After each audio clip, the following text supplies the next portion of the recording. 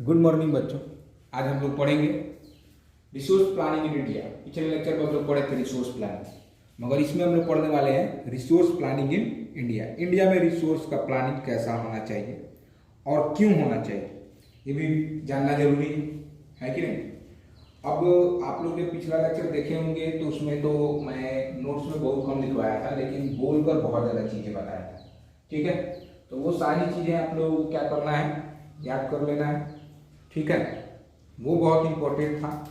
ठीक है, उसको आप लोग ध्यान से पढ़िएगा और ध्यान से पढ़ के उसको याद कर लीजिएगा। चलिए आज हम लोग पढ़ते हैं रिसोर्स प्लानिंग इन इंडिया। आपके पास है, आपके सामने है, देख सकते हैं आप लोग। रिसोर्स प्लानिंग इंडिया के अंदर रिसोर्स प्लानिंग कैसा होना चाहिए, तो देखिए इसके बाद हम और भी चीज़ें पढ़ेंगे। सुनिएगा आप लोग ध्यान से, क्योंकि मैं सारी चीज़ें नोट्स में नहीं लिखवा सकता, मैं वही लिखवा सकता हूँ नोट्स में जो आपके एग्जाम में आता है। ठीक है, तो मैं आज भी बहुत ज़्यादा बोलूँगा। लेक्चर सुनना आपके लिए बहुत ज़्यादा इंपॉर्टेंट है, सुनिएगा आप लोग। इसके अलावा एनसीईआरटी का बुक होगा आप लोगों के पास, उस एनसीईआरटी के बुक से आप लोग पढ़िएगा।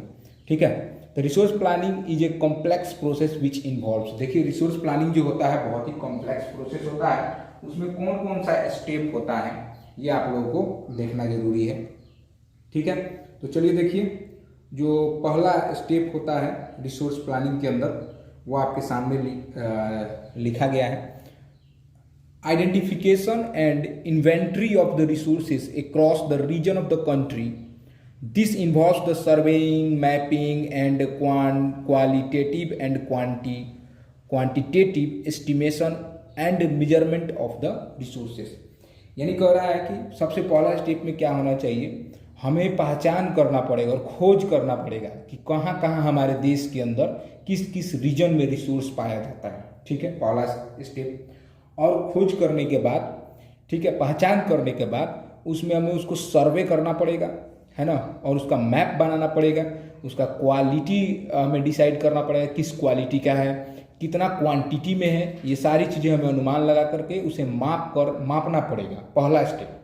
ठीक है, यानी कहने का मतलब कि आप लोग समझ गए होंगे कि मान लीजिए किसी कोई भी रिसोर्स हमारे देश में कहाँ कहाँ पाया जा रहा है। ठीक है, उसका हम लोग सबसे पहले क्या करेंगे, मानचित्र बनाएंगे, है ना, ऐसा कहिए, उसका मैप बनाएंगे। मैप के थ्रू हम लोग डिसाइड करेंगे कि हाँ भाई बिहार में है, झारखंड में है, कौन कौन सा रिसोर्स बिहार में पाया जाता है, कौन कौन सा रिसोर्स झारखंड में पाया जाता है, कौन कौन सा रिसोर्स मध्य प्रदेश में पाया जाता है। ठीक है, इस तरह से हम लोग मैप में तैयार कर लेंगे। और मैप में तैयार करने के बाद उसका हम लोग उस रीजन का, जिस रीजन में बिहार के, जिस रीजन में झारखंड के, जिस रीजन में वो रिसोर्स पाया जा रहा है, उसका मैप हम लोग बना लेंगे।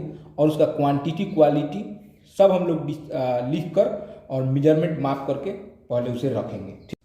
अब देखिए दूसरा नंबर में evolving a planning structure endowed with appropriate technology, skill and institutional setup for implementation resource development plan. अब देखिए बारी बारी से इसका मतलब, ठीक है, ये कह रहा है कि इवॉल्विंग ए प्लानिंग स्ट्रक्चर इंडोवेड, इसका मतलब क्या हुआ, इसका मतलब हो गया कि हमें एक ढांचा तैयार करना पड़ेगा। ठीक है, प्लानिंग स्ट्रक्चर मतलब, इंडोवेट का मतलब हमें एक संपन्न ढांचा, इंडोवेट मतलब संपन्न होता है, हमें एक संपन्न ढांचा तैयार करना पड़ेगा। किस चीज़ के लिए, कि जो भी हमारे पास रिसोर्स डेवलपमेंट प्लान है उसको लागू करने के लिए क्या तैयार करना पड़ेगा, हमें एक संपन्न ढांचा तैयार करना पड़ेगा कि हमारे पास रिसोर्स डेवलपमेंट प्लान को किस तरह से लागू किया जाए। ठीक है, तो इसको लागू करने के लिए हमारे पास जो भी मौजूद टेक्नोलॉजी, स्किल और इंस्टीट्यूशनल सेटअप होता है उसका हम लोग क्या करेंगे, हेल्प लेंगे। ठीक है, बात समझ में आई।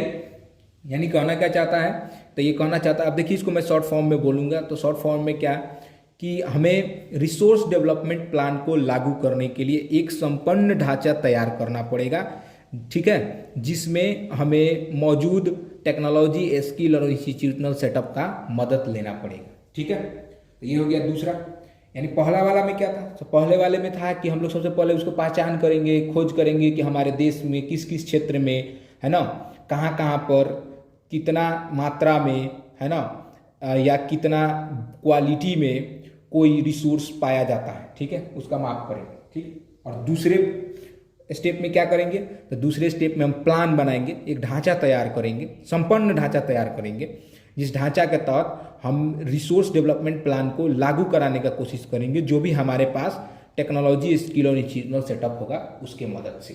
ठीक है, अब देखिए थर्ड स्टेप क्या कहता है। थर्ड में कह रहा है matching the resource development plan, matching the resource development plan with overall national development plan. यानी कहना चाहता है कि जो भी हमारे पास रिसोर्स डेवलपमेंट प्लान है उसको हम लोग मैच कराएंगे नेशनल डेवलपमेंट प्लान से। ठीक है, यानी कि जो भी हमारे पास नेशनल डेवलपमेंट प्लान है उससे मैच कराएंगे किसको, रिसोर्स डेवलपमेंट प्लान को। मान लीजिए अगर हम लोग ये प्लान बनाते हैं तो ये नेशनल डेवलपमेंट प्लान से कितना मैच कर रहा है, यानी कि हमारे अगर मान लीजिए रिसोर्स डेवलपमेंट प्लान किया जाता है तो उसमें नेशनल डेवलपमेंट प्लान का विशेष ध्यान रखा जाता है। क्योंकि मान लीजिए अगर हम कोई प्लान बनाएं उस प्लान में हमारे देश का कोई फायदा ही नहीं हो रहा है तो फिर वैसे प्लान का कोई फायदा नहीं होता है। ठीक है, तो यानी कि हम इसको मैच कराएंगे किससे, रिसोर्स डेवलपमेंट प्लान को। जो भी हम लोग रिसोर्स डेवलपमेंट प्लान बनाए हैं उस प्लान को मैच कराएंगे किससे, जितना भी हमारा नेशनल डेवलपमेंट प्लान है उससे मैच कराएंगे कि हमें उससे फायदा होगा कि नहीं। ठीक है, अब चलिए अगला देखिए। अगला है आपको India has made concerted efforts for achieving the goals of resource planning right from the first 5-year plan launched after independence। अब देखिए कंसर्टेड एफर्ट्स का मतलब होता है सम्मिलित कोशिश। ठीक है, सम्मिलित कोशिश या ऐसा कहिए पूर्ण कोशिश। इंडिया जो है आज़ादी के बाद, इसका मतलब है इंडिया जो है आज़ादी के बाद पंचवर्षीय योजना एक लागू किया। ठीक है, लाया, लॉन्च किया या लागू किया। ठीक है, उस पंचवर्षीय योजना में ये कोशिश किया गया है, सम्मिलित कोशिश किया गया है कि किस तरह से रिसोर्स प्लानिंग को हम लोग क्या कर पाएँ, अचीव कर पाएँ। ठीक है, उसको पा पाएँ, यानी कैसे हम लोग रिसोर्स प्लानिंग को अचीव कर पाएँ, इसका पंचवर्षीय योजना लाया है इंडिया। किसके बाद, आज़ादी के बाद। चलिए अब अगला है देखिए कंजर्वेशन ऑफ रिसोर्स। और कंजर्वेशन ऑफ रिसोर्स पढ़ने से पहले हम लोग कुछ चीज़ें पढ़ेंगे बुक का, एनसीईआरटी का। आपके अगर पास किताब है तो सामने रखें, नहीं है तो कोई बात नहीं, चुपचाप सुनिए, सारी चीज़ें समझ में आ जाए। अब देखिए ये बहुत ज़्यादा जरूरी है किसी भी क्षेत्र का डेवलप होने के लिए, है ना, कि वहाँ पे रिसोर्स होना चाहिए। क्या होना चाहिए, रिसोर्स होना चाहिए। और अगर मान लीजिए रिसोर्स वहाँ पर नहीं है तो वहाँ पर टेक्नोलॉजी, है ना, इंस्टीट्यूशनल सेटअप, ये सब चीज़ें अच्छी होनी चाहिए, तब वो जगह डेवलप करेगा। ठीक है, तो देखिएगा और बहुत सारे ऐसे क्षेत्र हैं जहाँ पर रिसोर्स है और टेक्नोलॉजी हो तो वो तो बहुत ज़्यादा डेवलप हो जाता है। ठीक है ना, जैसे कि विदेशी कंट्री जो है हमारा, है ना, वहाँ पर रिसोर्स भी है, वहाँ पर टेक्नोलॉजी भी है, इंस्टीट्यूशनल सेटअप भी है, जिसके कारण हम लोग बहुत ज़्यादा डेवलप है। ठीक है, लेकिन हम लोग अपने यहाँ कुछ ऐसे भी क्षेत्र देखेंगे अपने देश के अंदर जहाँ पर रिसोर्स तो बहुत ज़्यादा है लेकिन डेवलपमेंट नहीं है। लेकिन कुछ ऐसे भी क्षेत्र अपने देश के अंदर हम लोग देखेंगे जिस जगह पर रिसोर्स तो नहीं है लेकिन डेवलपमेंट बहुत ज़्यादा है। कारण वहाँ का क्या है, तो टेक्नोलॉजी है। ठीक है, तो चलिए भाई देखा जाता है। तो अब इससे पहले कुछ हिस्टोरिकल भी चीज़ें दी हुई है। अब आप लोगों का ये होमवर्क है ना, और अगले लेक्चर में आप लोगों को कमेंट में भेजना है, व्हाट्सएप पे मैसेज करना है। होमवर्क क्या है, वैसे स्टेट का नाम आप लोगों को लिख के भेजना है जिसके पास रिसोर्स तो बहुत ज़्यादा है और वो डेवलप नहीं है। और वैसे एक स्टेट का नाम भारत के अंदर कहीं लिखना है ना, जो जिसके पास रिसोर्स नहीं है लेकिन बहुत ज़्यादा डेवलप है। ठीक है, तो ये आप लोगों का होमवर्क है ना। आज का अभी तक तो नहीं दिया था लेकिन आज मैं होमवर्क दे रहा हूँ, ये बुक में ही दे रखा है।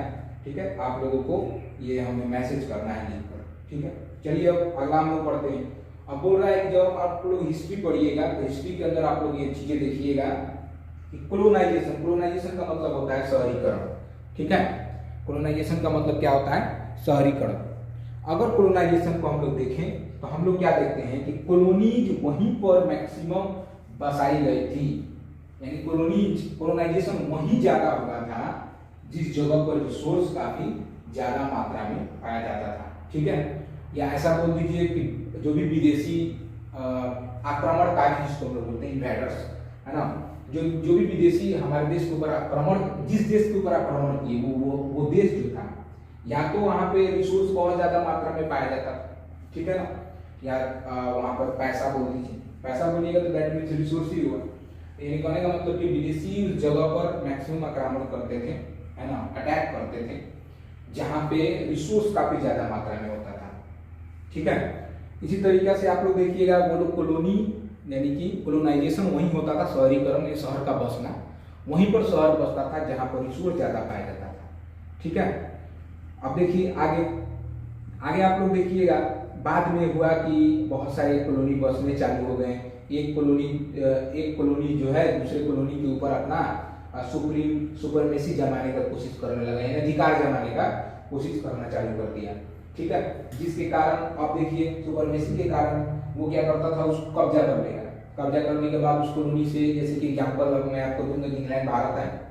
ठीक है, भारत आने के बाद उन लोगों ने क्या किया, यहाँ पर जितना भी रिसोर्सेज था सबको ताबड़तोड़ यूज किया, बहुत ज्यादा यूज किया, इतना यूज किया उसको हम लोग बोलते हैं ना बहुत एक्सप्लॉइटेशन, यानी कि उसको बिल्कुल बहुत ज्यादा मात्रा में यूज करना, वो लोग यूज किया। और यूज करने के कारण क्या हो गया, धीरे धीरे यहाँ पर रिसोर्सेज का कमी आना स्टार्ट हो गया। ठीक है, और हम लोग ये देखें कि वहाँ का कॉलोनी डेवलप थी, वो लोग आए आके इंडिया को अपना यहाँ पर इंडिया को अपना कॉलोनी बना ली। कॉलोनी बनाने के बाद यहाँ पर से लोग बहुत ज़्यादा मात्रा में रिसोर्स को निकाल कर जाकर यूज करना चालू कर दिया। अब इसके यूज के कारण, बहुत ज़्यादा यूज के कारण अब क्या होने लगा, हम जानते हैं कि भाई पर्यावरण प्रदूषित होने लगा। ठीक है, पर्यावरण प्रदूषित होने लगा, फिर से बहुत तरह की इन्वायरमेंटल केसेस आना चालू हो गए। ठीक है, क्राइसिस जिसको हम लोग बोलते हैं, है ना, जैसे आप लोगों को बता रहा हूँ ग्लोबल वार्मिंग वगैरह। ठीक है, तो इसके लिए बहुत सारे जो पुराने हमारे ओल्ड नेता थे उन लोगों ने बहुत सारा चीज बोला।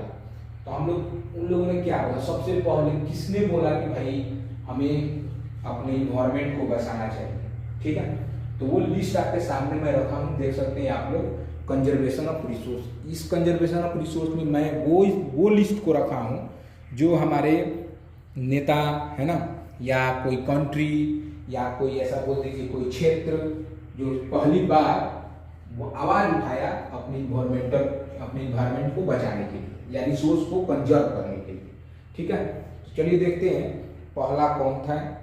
आपके सामने देख सकते हैं आप लोग कंजर्वेशन ऑफ रिसोर्स के अंदर Gandhi ji was said about the resource conservation in his word, यहाँ दीज वर्ड्स, ठीक है, को चलेगा दीज वर्ड्स दैट, उन्होंने अपने वर्ड में क्या बोला था रिसोर्स के लिए, बोला था कि there is enough for everybody needs and not for anybody greed. अब ये लाइन उन्होंने क्यों बोला कि रिसोर्स इतना ज़्यादा है कि प्रत्येक व्यक्ति को की जरूरत पूरी की जा सकती है, लेकिन किसी भी लालची व्यक्ति की जरूरत पूरी नहीं की जा सकती। हम लोग क्या जानते हैं, लालची जो व्यक्ति होता है जितना उसको मिलता है कहता है और उससे ज़्यादा चाहिए और उससे ज़्यादा चाहिए। ठीक है, इसके कारण ही हमारा जो रिसोर्स होता है धीरे धीरे समाप्त होने लगता है। ये लाइन गांधी जी बोले थे।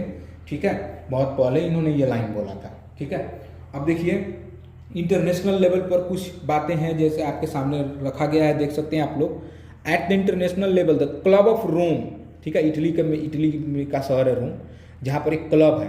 क्लब आप लोग जानते हैं ना, जहाँ पर लोग जाते हैं खेलने कूदने वगैरह या डांस वगैरह करने। ठीक है, तो वो क्लब ऑफ रोम जो था वो advocated resource conservation for first time in 1968। सबसे पहली बार उसने वकालत की क्लब ऑफ रोम ने सबसे पहली बार 1968 में उन्होंने वकालत की। किस चीज़ के लिए, तो कंजर्वेशन ऑफ रिसोर्स के लिए। ठीक है, अब देखिए थर्ड नंबर में है in 1974 Gandhian philosophy was once again presented by Schumacher in his book small is beautiful. देखिए सुमेसर नाम के एक लेखक थे, है ना, जिन्होंने क्या किया, अपने एक बुक लिखा। ठीक है, अपना एक बुक लिखा जिसका नाम क्या था, स्मॉल इज ब्यूटीफुल। उसमें उन्होंने दोबारा प्रेजेंट किया गांधीनियन फिलोसफी के, यानी गांधी जी का जो विचार था, है ना, इन्वायरमेंट के प्रति। जैसे ऊपर हम लोग पढ़े, है ना, ऊपर वाला लाइन में हम लोग पढ़े गांधी जी के विचार क्या थे। उनके विचारों को दोबारा 1974 में, है ना, सुमेसर ने अपने स्मॉल इज ब्यूटीफुल बुक में प्रेजेंट किया, ताकि लोग उसे देखें ज़्यादा से ज़्यादा और क्या करें, इन्वायरमेंट को कंजर्व करें, बचाएं। ठीक है, अब इसके बाद देखिए अगला है आपको the seminal contribution with respect to resource conservation at global level was made by Brundtland Commission report 1987। यानी कह रहा है कि एक मूलधार कंट्रीब्यूशन था, ऐसा बोल दीजिए लाभदायक कंट्रीब्यूशन था किसका, ब्रुटलैंड कमीशन रिपोर्ट का 1987 में। ठीक है, अब ये रिपोर्ट ग्लोबल लेवल पर इसका रिसोर्स कंजर्वेशन में थोड़ा सा क्या बोल सकते हैं लाभदायक कंट्रीब्यूशन था, सहयोग था। अब ये क्या है ब्रुटलैंड कमीशन रिपोर्ट, तो देखिए this report introduce the concept of sustainable development. ठीक है, सस्टेनेबल डेवलपमेंट क्या होता है आप लोगों को बता चुका हूं मैं। इस रिपोर्ट में ये बताया जाता है कि हमें क्या करना चाहिए, सस्टेनेबल डेवलपमेंट करना चाहिए। सस्टेनेबल डेवलपमेंट में हम बता रखे हैं आपको बिना एनवायरमेंट को नुकसान पहुंचाए किया गया डेवलपमेंट जो होता है वो सस्टेनेबल डेवलपमेंट कहलाता है। अगला advocated it as the means of resource conservation, which subsequently published in his book entitled Our Common Future। अब देखिए उन्होंने क्या किया Our Common Future नाम का एक बुक पब्लिश किया। ठीक है, उस बुक में उन्होंने क्या किया, तो उन्होंने बाद में एक बुक पब्लिश किया। ठीक है, ब्रुटलैंड कमीशन रिपोर्ट के बाद सब्सिक्वेंटली मतलब बाद में एक बुक पब्लिश किया जिसका नाम था आवर कॉमन फ्यूचर। ठीक है, उस कॉमन फ्यूचर में सस्टेनेबल डेवलपमेंट के बारे में ये बताया गया है। ब्रुटलैंड कमीशन रिपोर्ट 1987 क्या था उसके बारे में भी टोटल उन्होंने बताया है। ठीक है, अब इसके बाद है लास्ट वाला पॉइंट, देखिए आप लोग लास्ट वाला पॉइंट ये रहा। ठीक है, another significant contribution was made at Earth Summit at Rio de Janeiro Brazil in 1992। आपको इसके बारे में पूरा बता रखा हूँ, है ना। रियो डी जेनेरियो में, है ना, ब्राजील के अंदर एक सम्मेलन हुआ था जिसमें लगभग बहुत सारे कंट्री, हंड्रेड्स ऑफ कंट्री के हेड इकट्ठा हुए थे, जहाँ पर उन्होंने क्या किया था, उन्होंने अपने इन्वायरमेंट को बचाने के लिए एक प्रस्ताव पारित किया था जिसके बारे में हम लोग पूरा डिटेल पढ़ चुके हैं। ठीक है, तो चलिए ये था कुछ इम्पॉर्टेंट पॉइंट्स दो हमारे रिसोर्स को कंजर्व करने के लिए उठाए गए थे। ठीक है, आज के लिए इतना ही काफ़ी है। चलिए, जय हिंद, जय भारत।